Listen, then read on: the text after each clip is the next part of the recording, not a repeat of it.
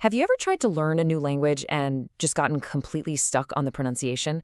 It's tough, right? Well, today we're looking at something totally different. Forget the flashcards. Forget the grammar drills for a minute. What if you could learn to see the shape of a sound itself, using a language we all, already get, emojis? So just think about it for a second.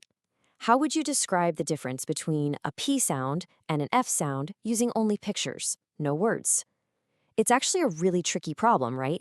And it's exactly the problem that a brilliant new system called Emoji IPA is designed to solve.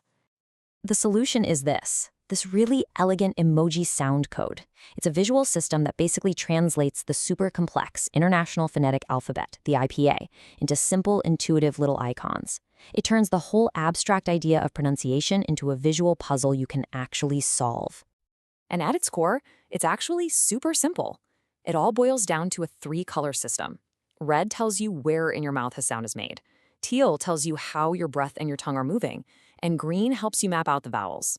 The entire system is built right on top of this beautiful, simple foundation. Okay, so let's start with red. This represents the place of articulation. It's all about location, location, location. Simply put, it's asking, what part of your mouth is doing the heavy lifting? Is it your lips, your tongue, the back of your throat? And you can see right away how intuitive this is. For the P sound in pat, you use both lips, right? Pa. So the emoji is a pair of lips. Makes sense. For T and tap, your tongue touches that little ridge behind your teeth. Ta. So you get the tongue emoji. And for K, the action is way in the back at your soft palate, represented here by an ice cream cone. Go on, try making those sounds right now. Pa, ta, ka. You can literally feel exactly where they happen. Okay, on to teal, the manner of articulation. So if red was all about where a sound is made, teal is all about how. Is the air kind of exploding out of your mouth? Is it hissing through a really narrow gap? Or maybe it's flowing through your nose? This is just as clever. Plosive sounds like p and t, they're like a little explosion of air, so of course they get the explosion emoji. Fricatives like f and s involve this continuous stream of air. S. So the wind emoji is perfect. And for nasal sounds like M and N, well, the nose emoji kind of speaks for itself, doesn't it? All right, now let's combine these. This is where the magic happens. The sh sound in ship, it becomes a visual recipe. You see the tongue, you see the arrow showing it's just behind that gum ridge, and you see the wind emoji showing it's a continuous hiss of air.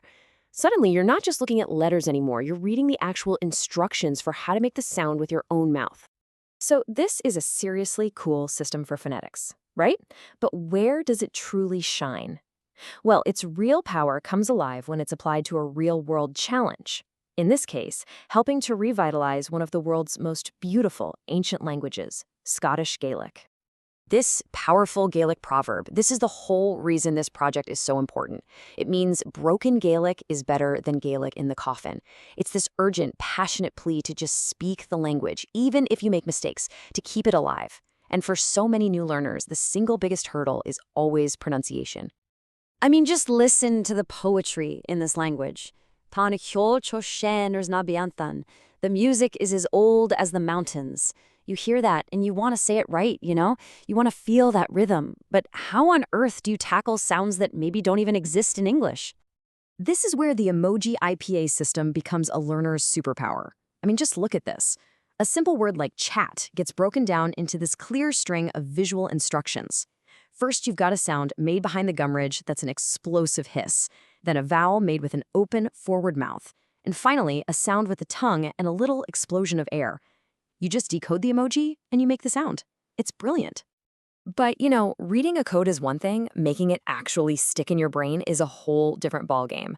That's why the next step here is to turn this entire system into a game, transforming the really hard work of pronunciation into something fun and addictive.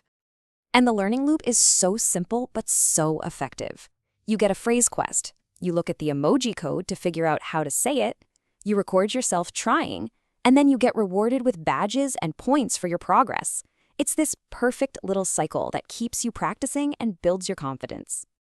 And of course, it's packed with all the features designed to make learning feel like playing. You've got daily streaks and challenges to help build a habit, leaderboards for a little friendly competition. There are even creative contests where you can design your own phrase and emoji combos. The whole goal is to turn practice from a chore into a game. So where does all this go from here? Well, the vision for the future is incredibly ambitious, and it's all about capturing the true living diversity of a spoken language. Imagine this. You're not just learning generic Gaelic. You could choose to learn the specific, beautiful accent from the Isle of Lewis or the one from the Isle of Skye.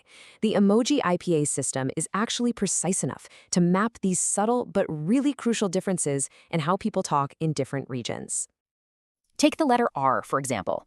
A standard rolled R might be coded as a tongue trill, but that really specific throaty R you might hear in Lewis, that's a totally different sound, and it can be coded differently, as a fricative sound made way back near the uvula. It's the same letter but two different sounds, perfectly captured by two distinct emoji codes. The level of precision here is just amazing. And what's really amazing is that a vision this big can't be built by just one person. It completely relies on the community of Gaelic speakers themselves, crowdsourcing recordings of their own local accents, voting on the best examples, and together building this living, breathing archive of the language in all its beautiful forms. So it all comes back to this one idea. This whole thing started as a really clever way to visualize phonetics, but it's grown into something so much more.